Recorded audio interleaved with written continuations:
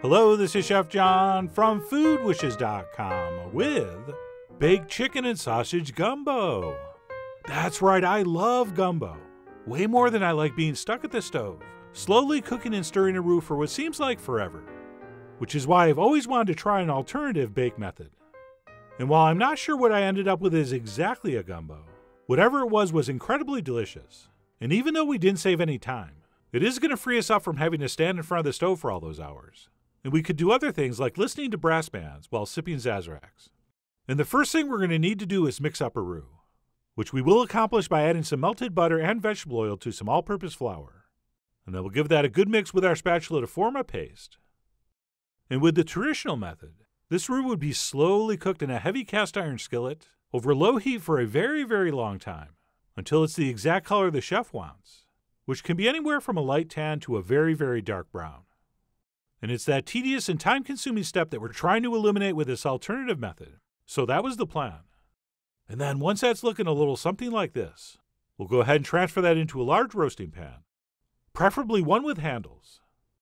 And what we'll do is spread that out into a fairly even rectangle, but we will want to leave about 3 or 4 inches of the pan exposed around the edges, because that's where we're going to place down our chicken thighs, and we want those in contact with the pan.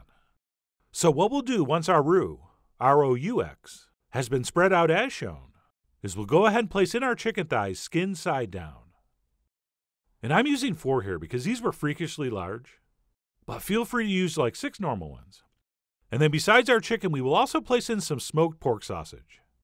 Okay, andouille would be the most obvious choice, but you could, if you want, use linguiça, which is what I'm using here. But really, any kind of smoked pork sausage will work, although something with a little bit of spice is nice. And then once that's in there, we'll go ahead and season up our chicken with a little bit of kosher salt. At which point this is ready to transfer into the center of a 400-degree oven for 40 minutes. At which point it's probably going to look something like this. And please note, when we're popping a pan like this in and out of the oven, we always leave our towels on the handles. Otherwise, you're going to forget they're hot and grab them. And then what we'll do at this point is scatter on our holy trinity, which in the land of gumbo is what they call celery, onions, and peppers. And we'll go ahead and scatter that in and around our meat, as well as some over our roux. And then what we'll do before this goes back in the oven is take a spoon and give our roux in the middle a quick mix. And make sure there's no spots that are getting a lot browner than other spots. And by the way, that gorgeous color is not just coming from the browning. That's actually that beautiful orange fat leaking out of the sausage. But anyway, we'll give that a quick stir. And then we'll pop our pan back in the oven for another 20 minutes, at which point we'll pull it back out. And again, please leave the towels on the handles. And then what we're going to do at this point is remove the meat to a plate, where we will reserve it until needed. And we'll move on to the final browning of the roux. So what we'll do once our pan's been de-meated is go ahead and give our roux and veggies a mix. And then we'll spread that out nice and evenly. At which point we're going to pop this back into the oven for maybe about another 20 to 30 minutes until it's as brown as we want.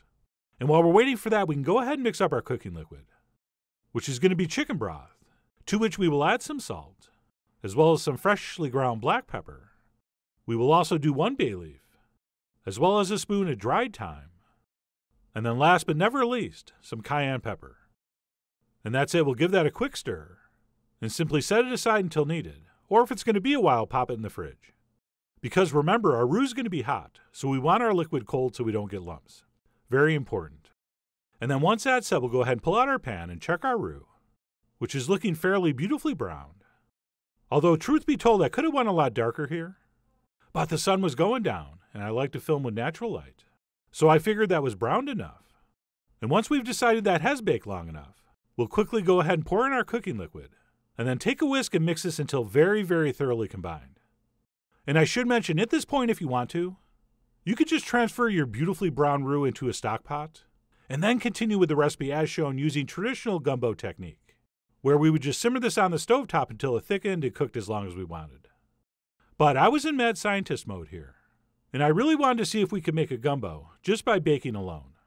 But anyway, I went ahead and whisked that all together, at which point I added some diced tomatoes, as well as some frozen sliced okra that I had thawed. And then once we give that a stir, we will add our meat back in. Oh, and just because I'm doing sausage and chicken here, doesn't mean you can't add other things in here as well. Okay, some duck legs would be nice, or maybe some smoked ham. Or maybe later on when it's close to being cooked, we could throw in a handful of shrimp or crawfish. All right, that's up to you. I mean, you are, after all, the Lieutenant Columbo of this baked gumbo, and you really do get to add whatever you want. But anyway, once everything's back in the pan, and we've given that chicken a little basting, we will pop it back in the oven for about 30 minutes or so, or until our gumbo is thickened up beautifully, and our chicken is very, very tender. And by the way, during this last baking step, it's not a bad idea to open the oven a couple times and carefully give it a stir, which I did twice. And you could, if you want, add more broth if you don't want it this thick. As you can see, mine ended up pretty stodgy. Oh, and I'm sorry, I'm going to have to stop here for a second so I can explain where are going to be a couple odd-looking movements. I noticed one of the thighs didn't look as dark as the others, so I found a piece of charred onion, and I placed it on top of that thigh, thinking that it would look a little better in the pictures. But anyway, questionable food styling aside, we will want to check our gumbo's consistency, and of course seasoning. And once I determined I was happy with it, I went ahead and garnished with some sliced green onions. And of course, if you want to skim some of that delicious chicken and sausage fat off the top, feel free. Although that probably would be frowned upon in Louisiana. Although I'm guessing this whole dish would be frowned upon. Anyway, once we're happy with how that's looking and tasting, we'll go ahead and serve it up, which I'm going to do on some white rice. And if you're an extra considerate host, you might want to think about removing those thighs, pulling all the meat off the bone, and then putting it back in, so the folks can just enjoy a pure, skinless, boneless gumbo. But I didn't, and decided to serve it whole. And speaking of large pieces, we could have definitely sliced that sausage a little smaller after it was cooked, to make it a little more user-friendly. So we'll add that to our list of ways to fine-tune this. But anyway, I finished up with a few more green onions, at which point I dug right in, anxious to see how my crazy experiment turned out.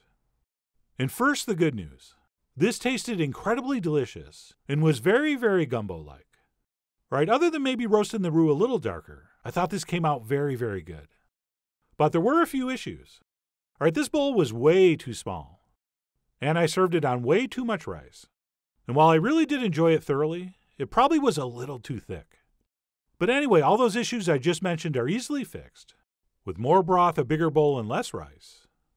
And the most important thing to remember here, this experiment was mostly about baking the roux, so we're not stuck at the stove having to spend all that time stirring. So in that regard, this was a smashing success. And like I said, as far as ease of eating goes, you may want to consider separating that meat from the skin and bones and tossing it back in.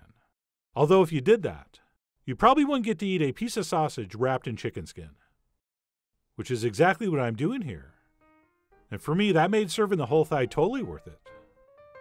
But anyway, whether you make this gumbo as shown, with a few minor adjustments, or you just use this method to cook your roux in the oven instead of on top of the stove, either way, gumbo is never not an incredible thing to make and eat, which is why I really do hope you give this a try soon. So please follow the links below for the ingredient amounts, a printable written recipe, and much more info as usual. And as always, enjoy.